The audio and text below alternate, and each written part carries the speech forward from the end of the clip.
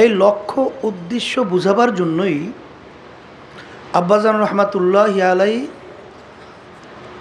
সব মাহফিলের শুরুতে এই আয়াত শরীফ তেলাওয়াত করতেন যে আল্লাহ রাব্বুল আলামিন তার রসুলকে বলেন, হে রসুল, আপনি বলে দেন আমার বান্দা বান্দীদেরকে, আপনার উম্মতদেরকে,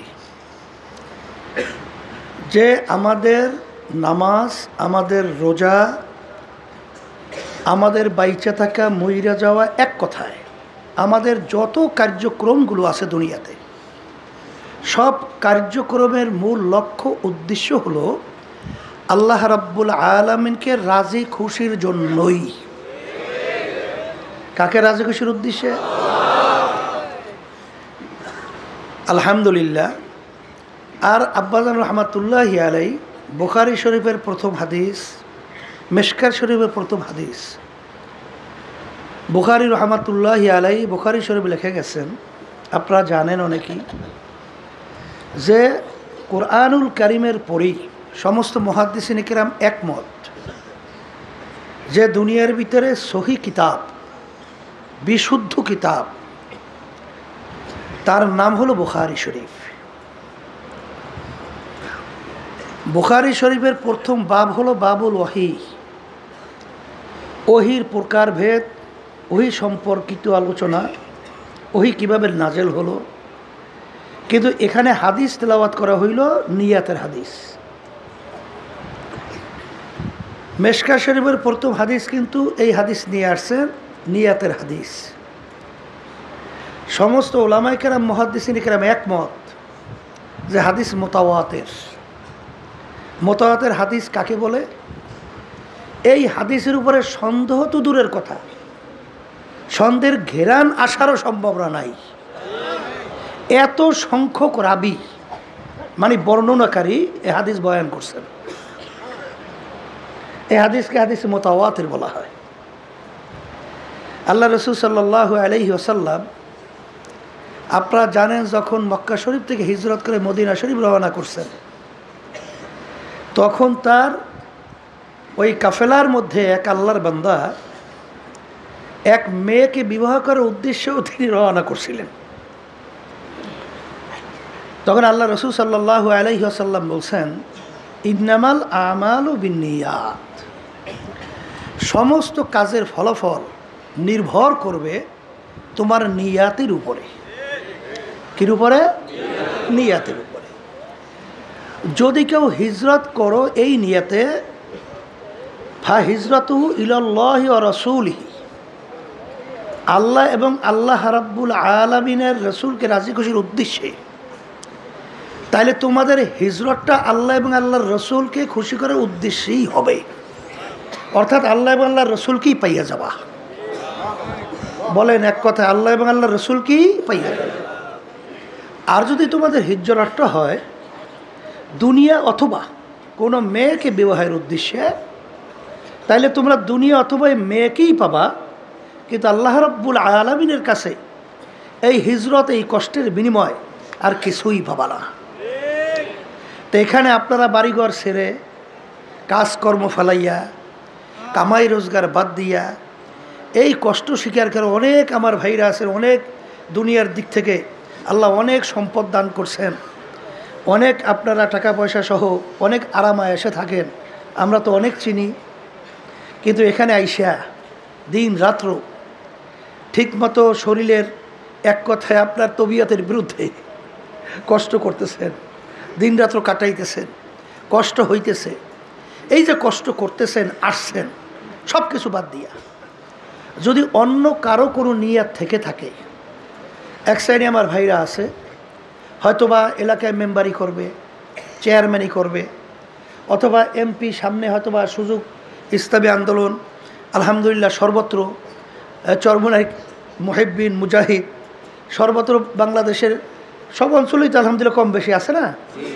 তাদের আমাদের সমর্থন হইলে আমার একটু এই পদে নির্বাচন কইরা পাশ করতে সুবিধা হয়।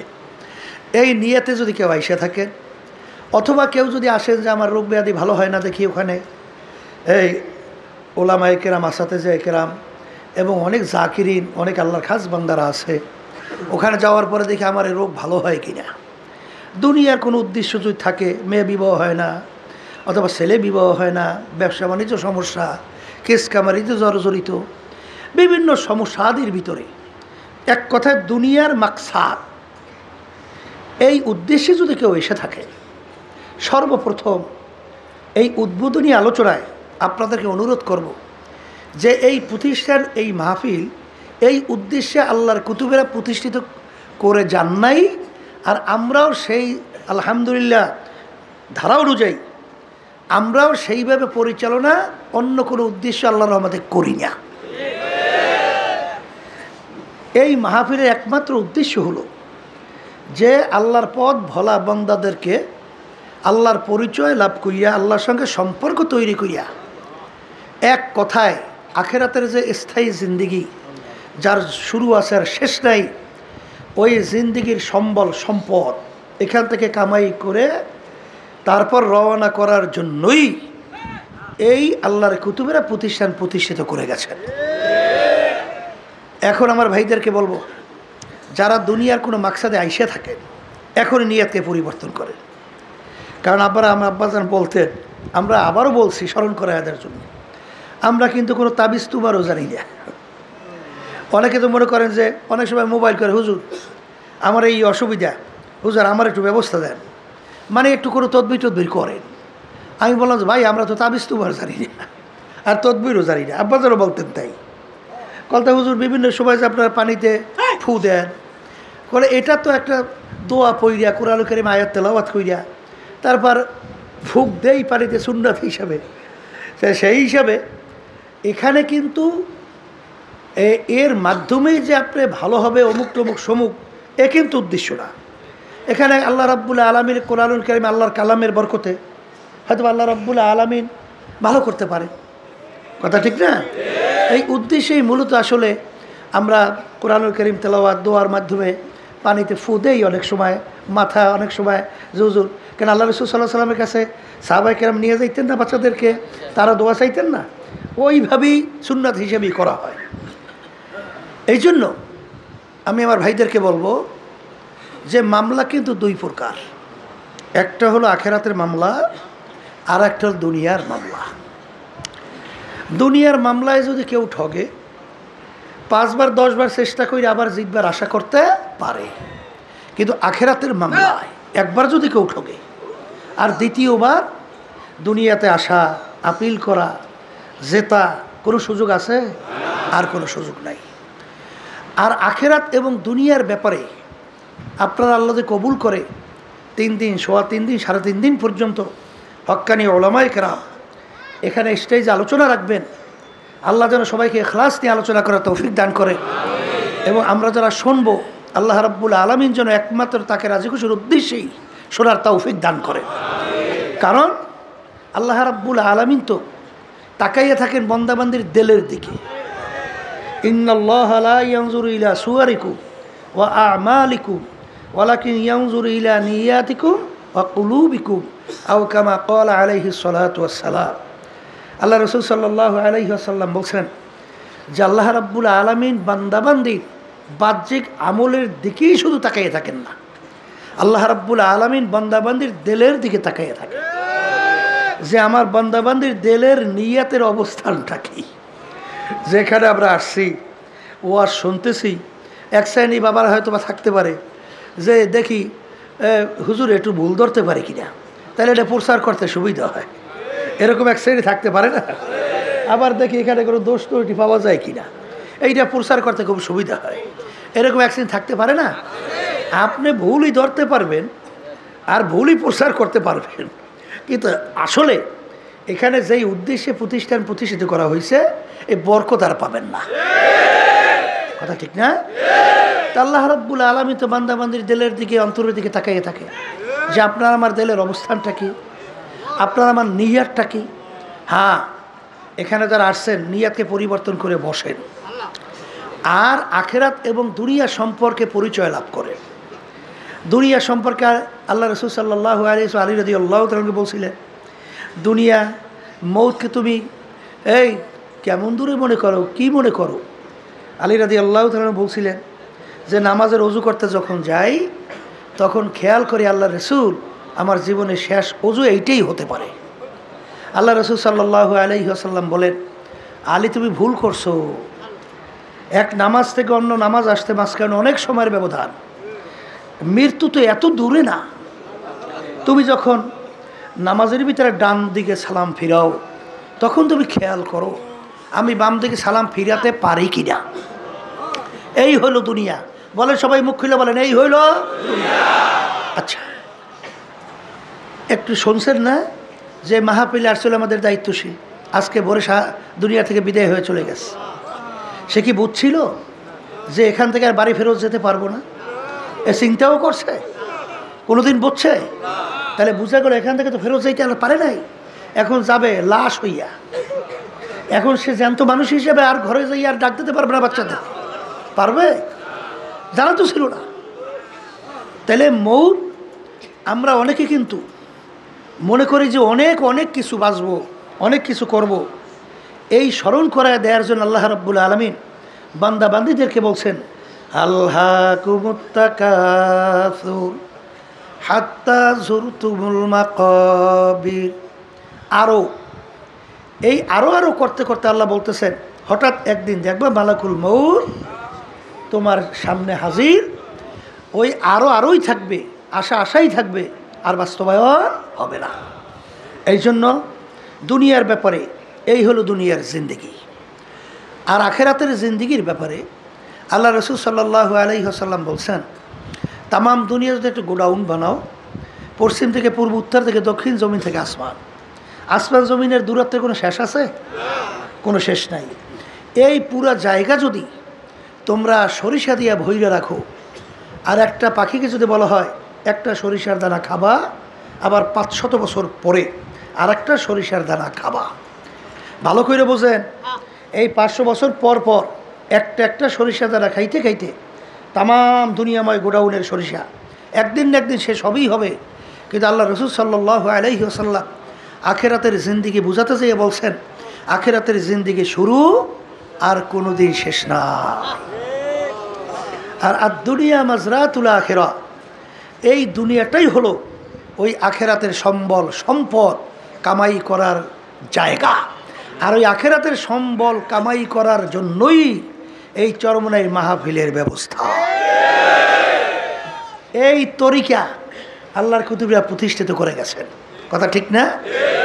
আসলে দুনিয়া সম্পর্কে আমরা অনেকে চিন্তা করি না, এই জন্য দুনিয়ার পরিচয়ও পাই না, ঠিক না? আসলে দুনিয়াটা হলো একটা মাকাল ফলের মতো। কি ফল? মাকাল ফল। আমাদের বরিশালের বলে মাকাল ফল। মাকাল ফলটা বাহ্যিকভাবে দেখতে একেবারে চোখ ঝাঁঝানো, চক্ষু জুড়ানো, মানে এত সুন্দর, উপর থেকে দেখলে চোখ ফিরানো কঠিন, কিন্তু ওইটা যদি ভাঙে ভিতরেই এত বিশ্রী, আর দ্বিতীয়বার তাকানো যায় না। তাই কোরআনুল কারীমের ভিতরে আসছে, দুনিয়া এবং দুনিয়ার ভিতরে যত সৌন্দর্য, এইটা শয়তান তোমাদের কাছে চাকচিক্যময় কইরা উপস্থাপন করে। কি কইরা? চাকচিক্যময় উপস্থাপন করে, যার কারণে ওদিকে তোমাদের নজর, দেল, মন ঝুঁকে যায়। তখন ওর প্রতি ঝুঁকে শেষ পর্যন্ত দুনিয়ার ভিতরে গরক হয়ে যায়। তখন আখিরাতের কথা বান্দাবান্দি কি হয়? ভুলে যায়। এই জন্য দুনিয়া সম্পর্কে চিন্তার জন্যে আল্লাহ রসুল সাল্লাল্লাহু আলাইহি ওয়াসাল্লাম বলছেন, দুনিয়ার অবস্থানটা কেমন? আর দুনিয়া জিফাতুন ওয়া তালিবুহা কিলাব। এক কথায় দুনিয়াটা হলো একটা মরগের মতো, মুর্দা। মুর্দার কি মূল্য আছে? আছে? এই একটা গরু ছাগলের মরকের মূল্য আছে কি? ওটা মূল্য আছে। তাইলে আল্লাহ রসুল সাল্লাল্লাহু আলাইহি ওয়াসাল্লাম উদাহরণ দিয়েছেন দুনিয়া এবং দুনিয়ায় চাকচিক্যময় সম্পদ যে একটা মরগের মতো। যেমন পানির ভিতর থেকে মরগ ভাসে, ওর পিছনে কোনো মানুষের দল দৌড়ায়? ওর পিছনে কুকুরের দল দৌড়ায়। কখন পাশে আসবে সেইরা বাইরা খাবে। ভালো করে বোঝেন, এই বুঝটা যদি আল্লাহর রহমতে একবার দিলের ভিতরে বসে যায়, কামিয়াব। কথা ঠিক না বেটি? দুনিয়াটা কির মতো? আবার বলেন মরগের মতো। এর পিছনে ঘুরবে কি? কুকুর। তা আল্লাহ রসুল সাল্লাল্লাহু আলাইহি ওয়াসাল্লাম বলেন, দুনিয়ার জিন্দিগিটা হলো যে সালাম ফিরাইছো ডানে বামে ফিরাইতে পারো কিনা। আর আখেরাতের জিন্দিগি তামাম দুনিয়া গোডাউন বানাইছো, সরিষা দিয়ে ভরছো। একটা পাখিকে যদি বলো খাও, আবার আর একটা দানা খাবা 500 বছর পর। একটা দানা খাওয়ার পর আরেকটা দানা কত বছর? 500 বছর পর। এরকম খাইতে খাইতে আল্লাহ রসুল সাল্লাল্লাহু আলাইহি ওয়াসাল্লাম উদাহরণ দিয়ে বলেন, তামাম দুনিয়াময় গোডাউনের সরিষা একদিন না একদিন শেষ হবে, কিন্তু আখিরাতের জিন্দিগি শুরু আর কোনোদিন শেষ নাই। এই যে যার শুরু আছে শেষ নাই, ওই জিন্দিগির সম্বল কামাই করার জায়গা কোথায় বলেন? আর ওই সম্বল কামাই করার জন্যই মাহফিলের ব্যবস্থা। আলহামদুলিল্লাহ। আমার আব্বাজান রহমাতুল্লাহি আলাইহি বলতেন যে আল্লাহর কুতুবের যে ঔষধ রেখে গেছেন, এর ভিতরে একটা হলো দুইবার বছরে চরমনায় মাহফিলে হাজির থাকা, উপস্থিত থাকা। এর মাধ্যমে হয় কি? Battery charge. কি হয়? ব্যাটারি চার্জ হবেই তো, হবে না? হবে না? এটা তো বাস্তবতা আছে না নাই? এই আল্লাহর বান্দারা, আতরের ঘেরান, দোকানে গেলে ঘেরান পায় আতরের না? ময়লার কাছে গেলে ঘেরান পায় কি? ময়লা। তা এখানে যে ব্যাটারি চার্জ হয়, এখানে অনেক আল্লাহওয়ালারা আছে, এখানে অনেক জাকিরিন আছে, এখানে অনেক এরকম আল্লাহর বান্দা আছে যাদের সঙ্গে আল্লাহর সঙ্গে গোপনে সম্পর্ক তৈরি হয়। তাহলে এদের সঙ্গে যদি এই মজলিসে আপনি বসেন, তাদের একটা ফিউজ, তাদের এইটা তাসির আপনার আমার ভিতরে ঢুকবে না? এই গরমটা লাগবে না? তাদের নজরে পড়বে না? বহুত শুনছি, আরে ওয়াজ তো শুনতেই থাকি, ওয়াজ তো জানি, কিন্তু চরমনাই ময়দানে আসার পরে জীবনে হালত পরিবর্তন হয় কিভাবে? কিভাবে হয়? ওই আমাদের আত্মীয় বলছিলেন যে আমি চরমনাই ময়দানে তো আমাকে দাওয়াত দিয়ে নিয়ে আসছে, এখন আমি তো এদিকে ওদিকে তাকাই, মন বোটে তো মাহফিলের দিকে আমার নাই। কারণ ব্যাপার হয়েছে, দুষ্টামি করতে করতে তো বয়স এই পর্যন্ত হয়েছে, এখন মাহফিলে সে গুরুত্ব তো আমাদের কাছে নাই। তো এইরকমভাবে বয়ান শুনতেছি, কোনো খবর নাই। হঠাৎ এক আল্লাহর বান্দা খালি আমার গায়ের সাথে টাচ করিয়া চলে গেছে। এরপরে মনে হয় যেন মুহূর্তের ভেতরে কারেন্ট যেরকম শর্ট করে, এরকম শর্টের মাধ্যমে আমার জীবনে সব পরিবর্তন হয়ে গেল। এরপরে চক্ষু থেকে এই যে পানি বের হওয়া শুরু হয়েছে, আর পানি বন্ধ হয় না। তাহলে এখানে যদি আল্লাহর রহমতে আমরা 3 দিন 3.5 দিন পর্যন্ত নিয়াতকে সহি কইরা, জাল্লা তুমি যখন চরমনের ময়দানে নিয়েই আসছো, তোমার ওলি না বানাইয়ে ফেরত দিও না। আল্লাহ রাব্বুল আলামিন তো বান্দার দিলের দিকে তাকাইয়ে থাকে। আমাদের দিলের মধ্যে যদি দুনিয়ার অন্য কোনো নিয়াত থেকে থাকে, এই উদ্বোধনী বৈঠকে আমি অনুরোধ করব যে আমাদের নিয়াতকে পরিবর্তন করি, যে আমরা চরমনাইতে একমাত্র আসছি আল্লাহ রাব্বুল আলামিনকে রাজি খুশির উদ্দেশ্যে এবং আল্লাহর পরিচয় লাভ করার জন্য, আল্লাহর সঙ্গে সম্পর্ক তৈরি করার জন্য। যদি এইভাবে আমরা এই মাঠে বসতে পারি, আল্লাহ রাব্বুল আলামিন কাউকে মাহরুম করবেন না, কাউকে মাহরুম করবেন না। কারণ আল্লাহ রাব্বুল আলামিন তো বান্দাবান্দি কখন আমাকে ডাক দেবে, আল্লাহ তো সেই অপেক্ষায় থাকে। উদউনি আস্তাজিব লাকুম, বান্দাবান্দি তুই আমাকে ডাক দিবি আর তোমার ডাকে আমি সাড়া দেব। আল্লাহ রাব্বুল আলামিন ডাকে সাড়া দিবেন। তাই এইভাবে আমরা দিল তৈরি করিয়া আল্লাহ রাব্বুল আলামিনকে যদি অন্তর থেকে ডাক দিতে পারি, তো ওয়ামান ইয়াতাওয়াক্কাল আলাল্লাহি ফাহুয়া হাসবুহু, আল্লাহ রাব্বুল আলামিন আমাদের জিম্মাদার হবেন, যথেষ্ট হবেন। দিলের মালিক কেটা? জফুল কালাম কার হাতে? হাদিসের মধ্যে আছে, আল্লাহ রাসূল সাল্লাল্লাহু আলাইহি ওয়াসাল্লাম বলছেন যে আল্লাহ রাব্বুল আলামিন হাতে আমাদের কুদরতি দেহ, আমাদের দিল কার হাতে? এখন আল্লাহ রাব্বুল আলামিনের কাছে যদি বান্দাবান্দি ওই চাওয়ার মতো চাইতে পারে, তা আল্লাহ রাব্বুল আলামিন যেই দিলটা ছিল আগে 24 ঘন্টা দুনিয়ামুখী, সেই দিলটাকে ঘুরাই আল্লাহ রাব্বুল আলামিন আখিরাতমুখী করতে পারে না? কি পারে? কি পারে না? মুহূর্তের মধ্যে পারে না? জানেন না মুসা আলাইহিস সালামের জামানায় 70,000 জাদুঘর ফেরাউন ঠিক করছিল না? এই সেখানে পাট পাকাই সাইরা দেয়, বড় বাঘ হয়, বড় সিংহ হয়, সাপ হয়, অনেক কিছু হয়। তো মুসা আলাইহিস সালাম একা লাঠি নিয়ে দাঁড়াই রইছে। রব্বুল আলামিন বলে, হাতে কি মুসা? মাবুদ গো, লাঠি ছেড়ে দাও। লাঠি জমিনে ছাড়িয়ে দেছে, এই পাক দিয়ে বড় সাপ হয়ে গেছে। এক গেরাসে সব জাদুঘরে জাদু খাইয়া গিলে ফেলছে। আল্লাহ রাব্বুল আলামিন মুহূর্তের ভিতরে দেল ঘুরাইয়া, সমস্ত জাদুঘরের দেল ঘুরাইয়া আল্লাহ মুখী করে দিয়েছে। সব আল্লাহমুখী করার কারণে ফেরাউন যত চেষ্টা করছে আর ঈমান ধ্বংস করতে পারছে। এর জন্য আল্লাহ রাব্বুল আলামিন বান্দাবান্দির দিলের দিকে তাকাইয়ে থাকে।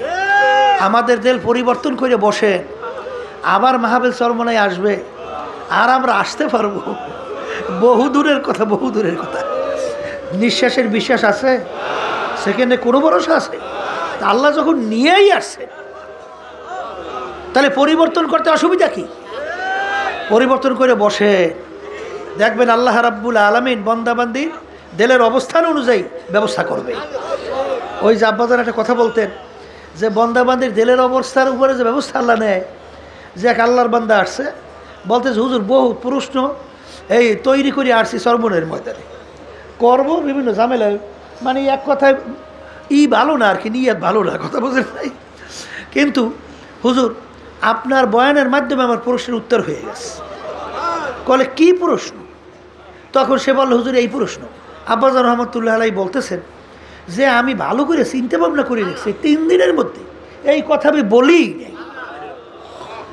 তাহলে তার এই প্রশ্নের উত্তর শুনে তার দিলের এই প্রশ্নের উত্তর হল হইল কিভাবে? কথা বুঝেন নাই? আল্লাহ রাব্বুল আলামিন তার চাহিদা অনুযায়ী কুদরতিভাবে তার প্রশ্নের জবাব আল্লাহ ব্যবস্থা করে দিয়েছে। আল্লাহুল মাওলা আল্লাহুল কুল। যে বান্দা আল্লাহর তাওয়াক্কুলের মধ্যে তাওয়াক্কুল করবে, ওই বান্দাবান্দির জন্য আমার মালিকই যথেষ্ট হয়ে যাবে। কথা ঠিক না?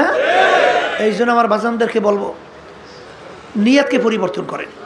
আমার নতুন বাবারা যারা আসছেন, আল্লাহ যখন এই মাঠে নিয়েই আসছেন, আমার মালিকের দরবারে তো এই আল্লাহু আকবার, সাবাকাত রহমাতি আলা গজাবি, আল্লাহ রাব্বুল আলামিনের রহমত অগ্রাধিকার পায় তার গোসার চেয়ে।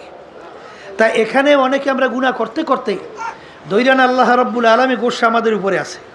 কিন্তু যখন আপনার দিল মন ভাঙ্গিয়া আল্লাহকে রাজি খুশির উদ্দেশ্যে আমরা যখন বসবো, তখন আল্লাহর রহমত অগ্রাধিকার পাবে। কথা ঠিক না?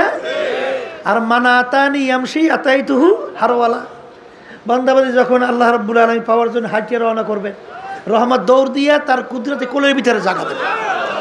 ও আদা আল্লাহ করছেন না? তাই নিয়তকে পরিবর্তন করতে রাজি আছি। আল্লাহ আপনি কবুল করেন। আলহামদুলিল্লাহ। নিয়ত পরিবর্তন করে বসবেন না কেন? নিয়ত পরিবর্তন করবেন না কেন? কোন দুনিয়ার জন্য আপনি পাগল হয়েছে? যে দুনিয়া সম্পর্কে আল্লাহ রাসূল বলছেন কি, মরক মুর্দার কোনো মূল্য নাই। তা যারা নাকি অস্থায়ী জিন্দিগি এই মুর্দার পিছনে বইয়া, আখেরাতের স্থায়ী জিন্দিগি যার শুরু আছে শেষ নাই, এই জিন্দিগি যারা ধ্বংস করবে, আল্লাহ রাসূল সাল্লাল্লাহু আলাইহি ওয়াসাল্লাম বলেন তারা হইল কুকুরের দল। কিসের দল? বলেন কুকুরের দল। এখন বলতে পারেন যে হুজুর তাহলে দুনিয়াকে আমাদের লাগবে না? দুনিয়া বোঝা লাগবে। এই বোঝার জন্যই মাহফিলের ব্যবস্থা। কোনটা দুনিয়া আর কোনটা আখেরাত। শোনেন, ব্যবসা বাণিজ্য এটাও কিন্তু আখেরাত। কাজকর্ম, চেয়ারম্যানগিরি, মেম্বারি, এটাও কিন্তু আখেরাত। এই যে এই পীরের দায়িত্ব পালন করা, অন্য পদের দায়িত্ব পালন করা, এও কিন্তু আখেরাত। কিন্তু বুঝতে হবে একটু পার্থক্য, খালি ঘুরেই দিতে হইবে। কী করে দিতে হবে? ঘুরেই দিতে হবে। কলে তা কেমন? শোনেন, আল্লাহ রাব্বুল আলামিন কুরআনুল কারীমে বলেন নাই, ফাইদা কুদিয়াতিস সালাতু ফান্তাশিরু ফিল আরদি ওয়াবতাগু মিন ফাদলিল্লাহ ওয়াযকুরুল্লাহা কাসীরা। এখানে কিন্তু আল্লাহ রাব্বুল আলামিন নামাজের কথা বলার পরে বলতেছেন তোমরা জমিনের ভিতরে দেরি না কইরা নামো। কেন নামবা? হালাল রিজিক কামাই করার উদ্দেশ্যে। কি উদ্দেশ্যে? তা হালাল রিজিকের মধ্যে ব্যবসা আছে, দোকানদারি আছে, অন্যান্য সবই তো আছে না? নাই? এখন হালাল রিজিক কামাই করার ভিতরে আল্লাহর জিকির বেশি করো, মানে আল্লাহ স্মরণ বেশি। এর অর্থ কি? আপনি দোকানদারি করতেছেন, খবরদার 2 নম্বর মাল 1 নম্বর কইয়ে বিক্রি করেন না। যদি 2 নম্বর মালকে 1 নম্বর কই বিক্রি করেন এইটা দুনিয়া, আর যদি 1 নম্বর মালকে 1 নম্বর বলে বিক্রি করেন এইটা আখিরাত। কথা সংক্ষেপে বুঝতে পারতেছি? হ্যাঁ, এই দোকানদারি করতেছি, পালা নিয়া ওজন দেই, খবরদার যদি ওজনে কম না দেই তাইলে এইটা হলো আখিরাত, আর যখনই ওজনে কম দেবেন এইটা হলো দুনিয়া। কথা ঠিক? এই ব্যবসা বাণিজ্যের মধ্যে অনেক সময় ঘুষ দিয়েও ব্যবসা করতে হইবে। এত ঠেকলাম খেতে, রেজেকের জিম্মাদার কে? এই হাদিসের ভিতরে আর আল্লাহ রাসূল সাল্লাল্লাহু আলাইহি ওয়াসাল্লাম কি বলছেন? ঘুষ দেওইন্যা রাশি অল মুরতাশি কেলাহুমা ফিন্নার।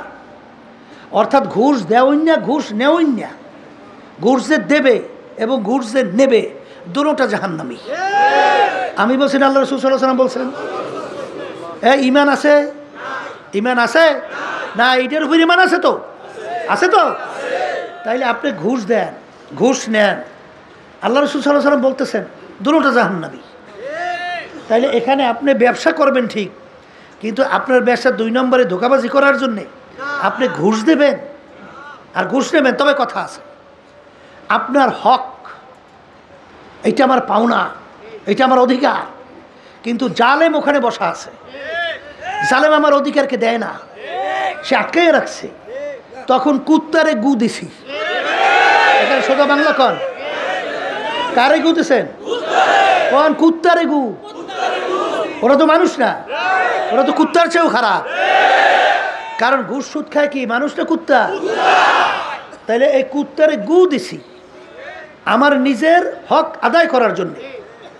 এছাড়া জালেম জুলুম করতেছে, আমার পাওনা দিতেছে না, আমার অধিকার থেকে বঞ্চিত করতেছে। যেমন আপনি চাকরির ভিতরে ইন্টারভিউ দিচ্ছেন, সেখানে ফার্স্ট হয়েছেন সব দিক থেকে, কিন্তু জালেমরা, ওই কুত্তারা আপনার অধিকার থেকে বঞ্চিত করছে। তখন অত কুত্তায় গু চায়। কথা বুঝতে পারছেন? তখন ওই কুত্তারে গু দিয়া আপনার অধিকার পাওয়া, এটা কিন্তু ঘুষ না, এটা আপনার অধিকার কি করা? প্রতিষ্ঠিত করা। দেনেওয়ালা কি হবে না? গুনাহগার হবে না। জেনা নে সেটা তো আছেই, এটা তো জাহান্নামী। কথা ঠিক না? তাহলে যেই কথা বলতে চাইছিলাম যে দুনিয়া ব্যাপারে বুঝতে হবে। এই জন্য কোনো এক কবি এক কথাই বলছিলেন, নামি গুয়াম কে আজ দুনিয়া জুদাবাস বাহার কার কে বাসি বা খোদাবাস। আল্লাহ রাব্বুল আলামিন তোমাকে আমাকে বলে নাই যে দুনিয়ার সমস্ত কার্যক্রম ছাড়ো, দুনিয়ার ব্যবসা বাণিজ্য ছাড়ো, এই সব কিছু বাদ দিয়া জঙ্গলে যাও, আমার ইবাদত করো। এটা কি আল্লাহ আপনাকে আমাকে হুকুম করছেন? না। বিবাহ শাদীও করতে হইবে, বাচ্চা কাচ্চাও থাকবে, সংসারাদিও থাকবে, আপনার ব্যবসা বাণিজ্যও থাকবে। এক শ্রেণী বর্তমানে কিন্তু দরবেশ হয়েছে, সর্বনাশ। এখন হে কইতেছে হুজুর আমার ব্যবসা বাণিজ্য ভালো লাগে না, দুনিয়ার কাজকর্ম ভালো লাগে না, হুজুর এখন শুধুমাত্র 24 ঘন্টা আমি ইবাদতে লিপ্ত থাকতে চাই। আপনি চরমনাই আসছেন, বসছেন ভুল। বসছেন কি ভুল? কথা ঠিক না? এই কাইলে পরশু জানিকে আমাকে বলতেছিল এক বুঝাই চরমনাই বলতেছে, হুজুর এখন আর ভালো লাগে না, এখন আর সব বুঝে বাদ দিয়ে এখন হুজুর আমি 24 ঘন্টা ইবাদতে থাকবো। কথা বলছেন নাই? বসতে ভুল করছে। বসতে কি বলছে? বসতে ভুল করছে। আসলে হালালে যে কামাই করাও ফরজ, হালালে যে কামাই করাও কি এখন দরবেশ হয়েছে। এই জন্য আল্লাহর ওলি বলতেন, বুজুর্গি কি নেহি হামকো জরুরত, বুজুর্গি কি নেহি হামকো জরুরত, গোলাম আপনা বানালে আয় খোদায়া। আমার মালিক, আমার দরবেশি টরবেশি লাগবে না। আমাকে মানুষ বুজুর্গ বলবে, আমাকে দরবেশ বলবে, এটা আমার দরকার নাই। দয়া মায়া করে তুমি আমাকে তোমার গোলাম হিসাবে কবুল করো। কথা ঠিক না? ওই শোনেন না মিয়া, যে তারা কত বড় আল্লাহর ওলি ছিলেন। হাকিমুল উম্মাহ আশরাফ আলী থানভী রহমাতুল্লাহ আলাইহির ইতিহাস বলে দেখবেন যে অনেক সময় রেলের ভিতরে যাইতেন, যেখানে লোকজন বসে না, ওই সব জায়গায় হুজুর যেই বই থাকত। কে হুজুর আপনি এখানে বসে রয়েছেন? আশরাফ আলী হাকিমুল উম্মাহ থানভী রহমতের বিশ্ববিখ্যাত কুতুব। কলে বাজান ও লোকালয়ের ভিতরে ঝামেলা, এখানে একটু নিরিবিলি বসছি, একটু আল্লাহর জিকির করি। তাদের চিন্তাটাই ছিল সম্পূর্ণ ভিন্ন। আর আমাদের চিন্তাই ছিল সম্পূর্ণ আলাদা, ঠিক না? এই জায়গা যদি সুন্দর না পায়, একটু স্টেজে না উঠতে পারে, চেয়ারে না বইতে পারে, সামনে শরীরে না যাইতে পারে, ওরে সর্বনাশ। তুমি কি আসলে কিসের পাগল? আল্লাহকে পাওয়ার পাগল হয়েছে না নিজের নফস আম্মারা ফুলাবার পাগল? কথা ঠিক না? এই জন্য দুনিয়ার হাকিকত বুঝতে হবে। দুনিয়াটা হচ্ছে মরগের মতো। আল্লাহ রসুল সাল্লাল্লাহু আলাইহি ওয়াসাল্লাম বলেন, এর পিছনে যারা পড়বে আখিরাতকে ভুলবে তারা দুনিয়ার কুকুরের দল। কথা ঠিক? এখন চরমরাইতে আসছি কাকে রাজি খুশির উদ্দেশ্যে। আর একটু আস্তে কর, আল্লাহ আপনি কবুল করে না, আল্লাহ আপনি কবুল করে না। তাই যদি এই নিয়তি আলহামদুলিল্লাহ আসতে পারি, তাহলে আল্লাহ রাব্বুল আলামিন সেইভাবেই আল্লাহ রাব্বুল আলামিন আপনার আমার জন্য ব্যবস্থা করবেন, আল্লাহকেই পাইয়ে যাবেন। হাদিস, হ্যাঁ, ফাহিজরাতুহু ইলাল্লাহি ওয়া রাসূলিহি, আল্লাহ এবং আল্লাহর রাসূলকেই পেয়ে যাবে। কোনো সন্দেহ আছে? তাহলে এই উদ্দেশ্যে বসেন, মাহফিল চলতেছে, শুরু হয়েছে, দোয়া করবেন। আর সবসময় লক্ষ্য রাখা লাগবে, খবরদার একটা মুহূর্তও যেন বেহুদা না যায়। ব্যাটারি চার্জ, কথা বলে না, কি চার্জ? এখানে দুনিয়ার কোনো অন্য কোনো ঝামেলা আছে? এই স্ত্রী সংসারে কোনো ঝামেলা আছে? তাই না থাকলে এখানে যতক্ষণ আমরা থাকবো, অন্তত প্রতিটা মুহূর্ত যেন আমার আমল নামে নেকি জমা হইতে থাকে। আলহামদুলিল্লাহ, আল্লাহুম্মা আমিন। আল্লাহ আপনি কবুল করে নেন। এই নিয়েতে আমরা চলবো। হাঁটতেছেন, আল্লাহর জিকির করতে থাকেন। এই অনেকে কিন্তু দেখে দেখে বসে বসে এই যে দোকানপাট বিভিন্ন কায়দায় আছে, হ্যাঁ কেনাকাটা প্রয়োজন আছে, কেনেন, কিন্তু বেহুদা যাইয়া ওখানে যাইয়া চায়ের দোকানে আড্ডা মারা কোনো দরকার আছে? কোনো দরকার আছে? বসে বসে একটু কিতাব পড়ে, বসে বসে আল্লাহর জিকির করে, একটু মাসালা জানেন, একটু মাসালা শেখেন। এখানে তো অনেক আল্লাহর ফজলের পরিবেশ আছে, আছে না? এইভাবে চলতে থাকেন 24 ঘন্টা। তা আল্লাহর রহমতে ব্যাটারি ফুল চার্জ হয়ে যাবে। আর ব্যাটারি ফুল চার্জ হইলে আল্লাহর রহমতে এর পাওয়ার ফোকাস এলাকার ভিতরে পড়বে, সংসারে পড়বে, পরিবারের মধ্যে পড়বে, সব জায়গায় ফোকাস পড়িয়ে যাবে। কারণ যেখানে এই ফোকাস, যেখানে আলহামদুলিল্লাহ আলো জ্বলে, সেখানে আল্লাহর ফজলে কর্মে দেখবেন সাধারণ মানুষ ওই আলোতে আলোকিত হয়ে যায়।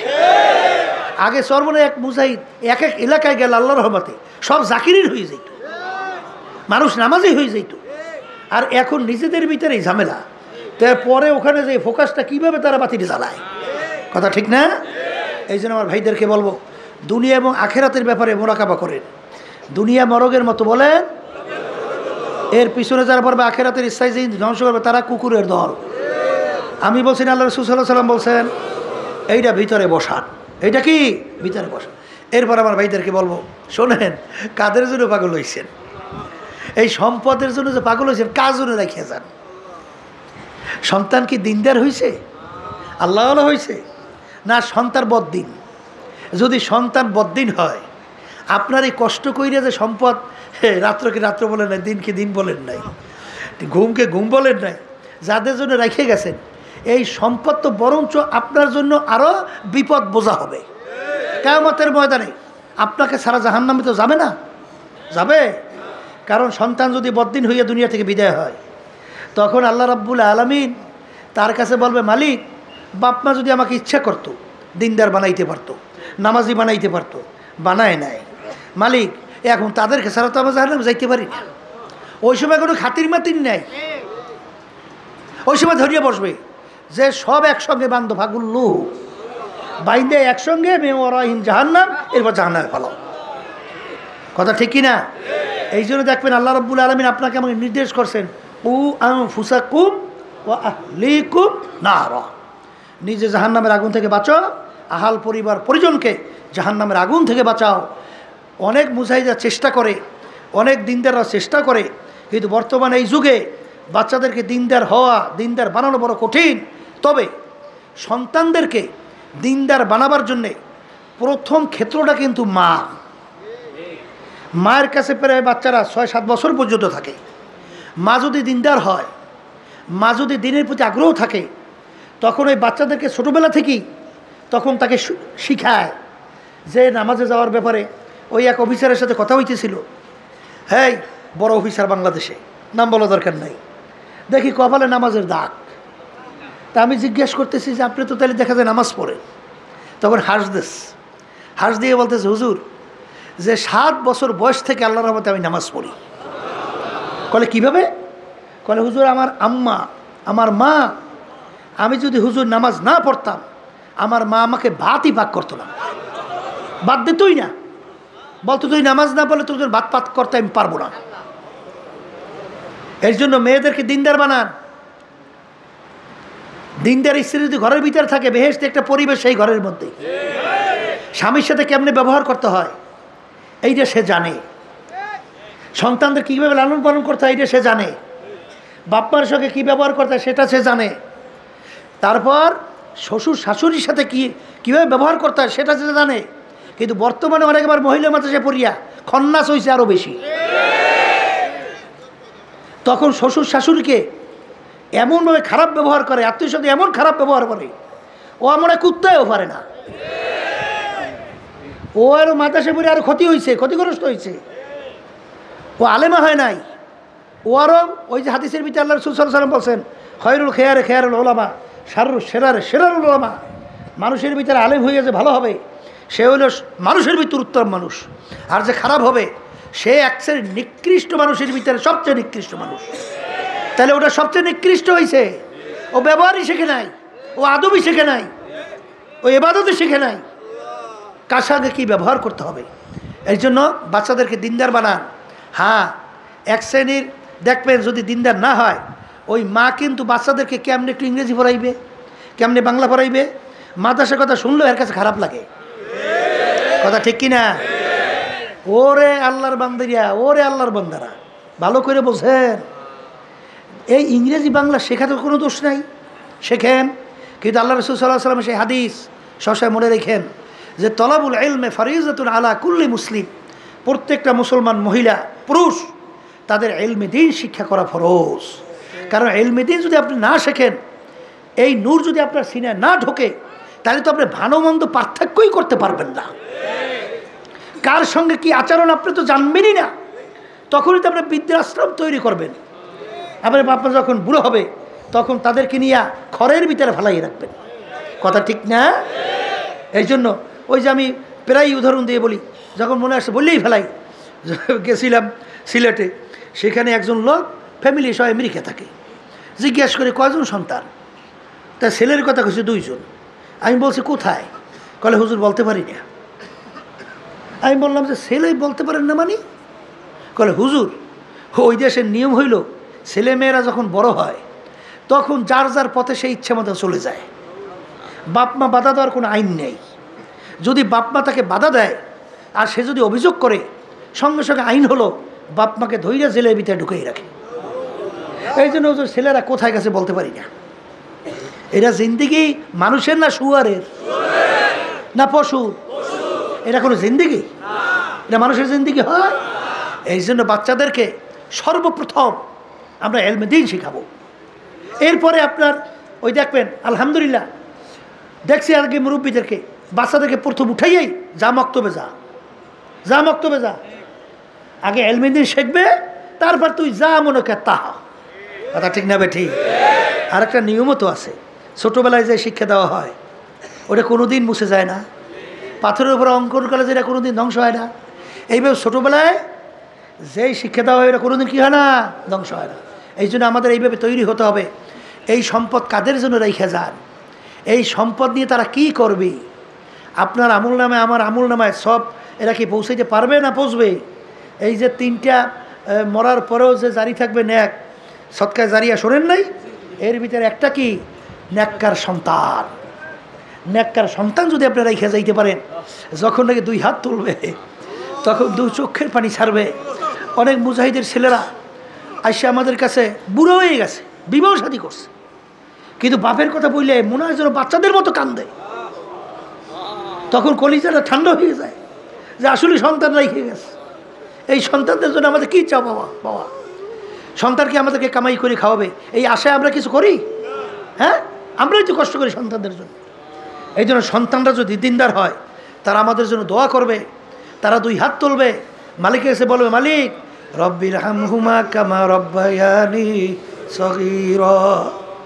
মালিক, আপনি আমার বাপ মাকে ছোটোবেলায় আমাদেরকে যেভাবে আদর, যেভাবে যত্ন, যেভাবে গুরুত্ব দিয়া তারা আমাদেরকে লালন পালন করছে, মালিক আমার বাপ্পার সঙ্গে সেইভাবে সদা ব্যবহার আপনার থেকে আমরা চাই। তাদেরকে আপনি মাফ করে দেন। এইভাবে যখন দোয়া করবে, ওই ন্যাক্কার সন্তান চোখের পানি বের হইতে দেরি, তার আল্লাহ রাব্বুল আলামিন মাফ করতে দেরি হয় না, তার আমল নামায় সব পৌঁছতে দেরি হয় না। এর জন্য আমার বাজানদেরকে বলবো, সম্পদ কাদের জন্য রেখে যান। সেদিন আর গেছিলাম, সেখানে এক লোক এই দুনিয়ামুখী, বুঝছে, দুনিয়া সেন্সে, দুনিয়ার পরিচয় পাইছে, আখেরার সম্পর্কে ধারণাই নেই। টাকা দিয়ে বলে জাজিম বানাইছে। কি বানাইছে? জাজিম বানাইছে। ওদিকে কিন্তু ছেলে নাই, বাচ্চা নাই, কিচ্ছু নাই। আর ঘুষ নেওয়ার ব্যাপারে 1 টাকাও কম নেয় না, বিরাট অঙ্কের টাকা। আমি জিজ্ঞেস করি, এই টাকা দিয়ে করে কি? বাচ্চা নাই, কাচ্চা নাই, কিচ্ছু নাই, সন্তানাদের নেই, করে কি? করে হুজুর রুম আছে, রুমের ভিতরে টাকা থাক দিয়ে রাখে। এই মাঝে মধ্যে বলে রুম তালা মারি রাখে, মাঝে মধ্যে ওই তালার দরজা খুলে বলে একটু ঢুকে চেহারাটার ওই টাকার দিকে তাকাই দেই খেয়া, আবার বলে বেরোই তালা আটকেই থই। এও এক ধরনের পাগল। এও কি ওই শরীরে পাগল ছাড়া তো কেউ নাই। মস্তে আশেক মস্তে মাসুর বাদশাহ মালে মাস্ত, এই পীরে মস্তে সিরে মস্তে শায়েখে দর আসরারে মাস্ত।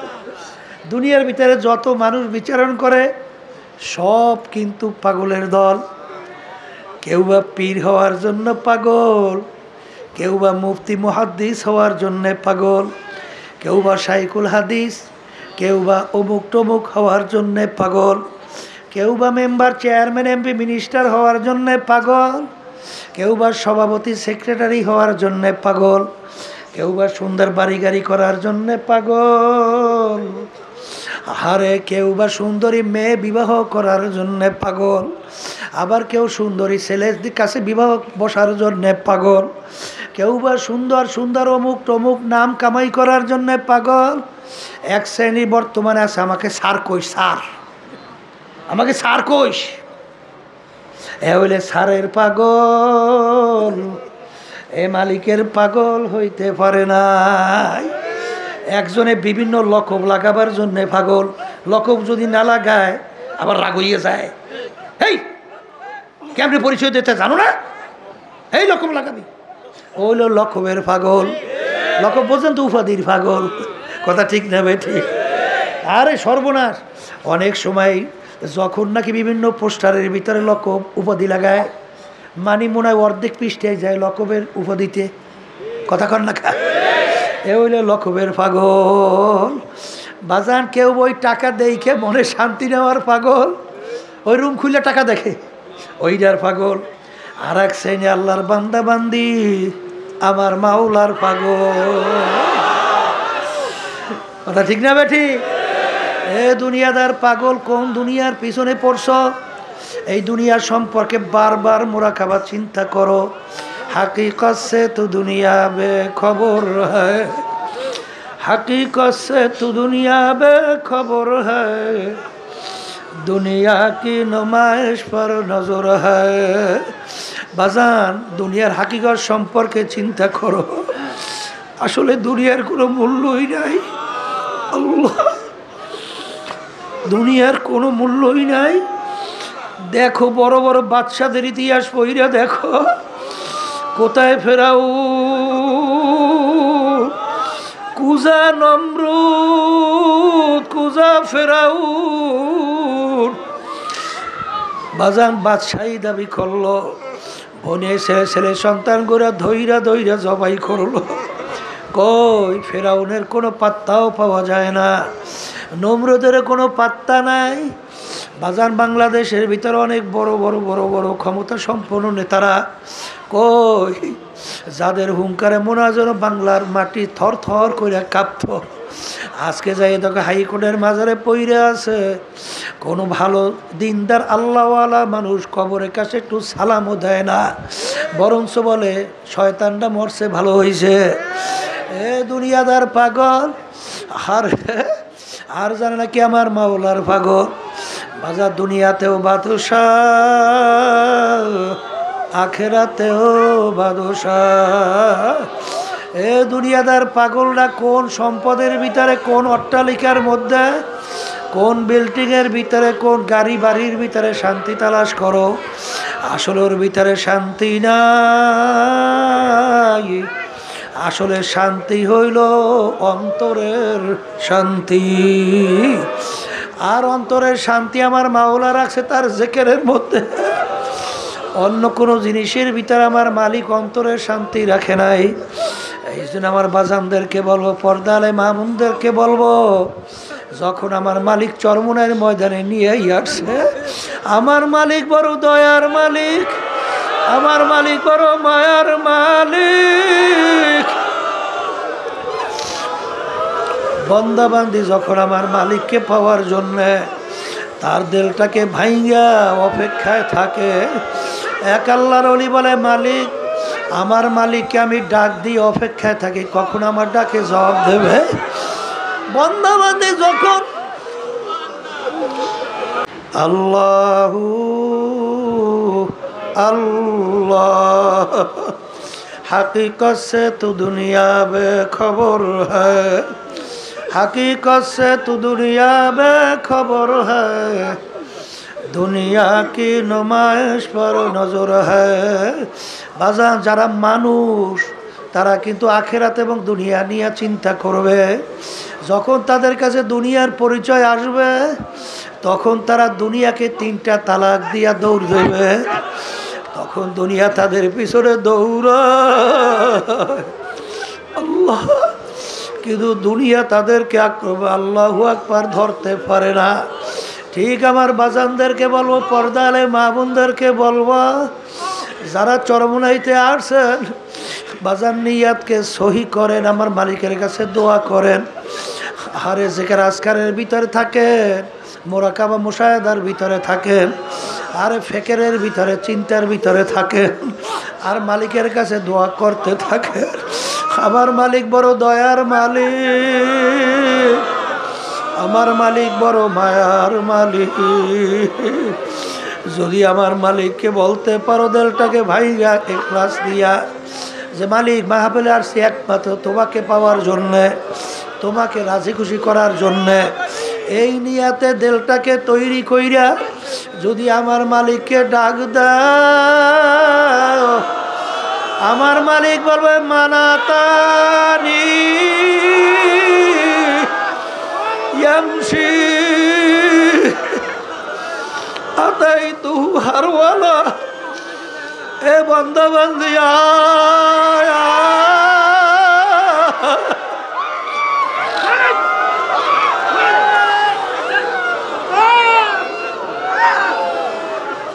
আয়, তোকে আমি জাহান্নামেও ফেলাবো না,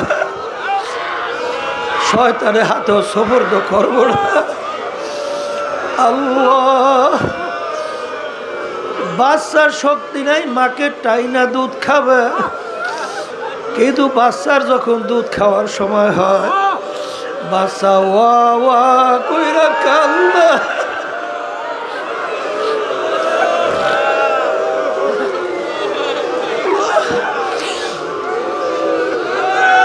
বাচ্চার কান্না শুনে মায়ের হাত থেকে কাজ পইরা যায়, মার কলিজার ভিতরে আগুন ধইরা যায়, বাচ্চা কাঁদতে সহ্য করতে পারে না।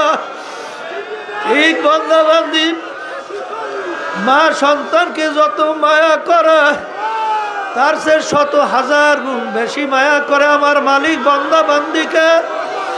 বান্দাবান্দি যখন তেলটাকে ভাইঙ্গা গুনার বোঝা মাথায় নিয়া যখন করুণ সুরে ভাঙ্গা ভাঙ্গা সুরে ডাক দেয়, হে আমার দয়ার মালিক,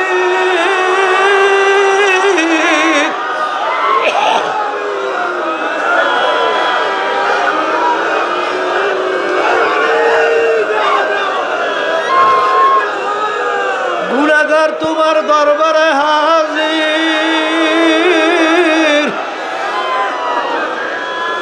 আমার মালিক ডাক দিয়া বলে, সাবাকাত রহমতি আলা গজবি।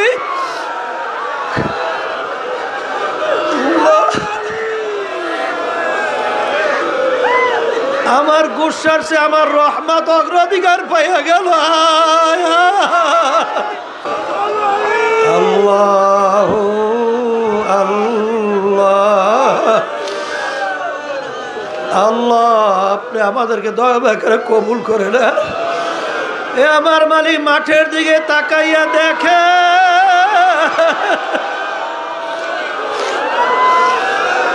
বাড়িঘর ফলাইয়া আপনার বন্ধরা পাগলের মতো চরমনের ময়দানে শুনে আসে।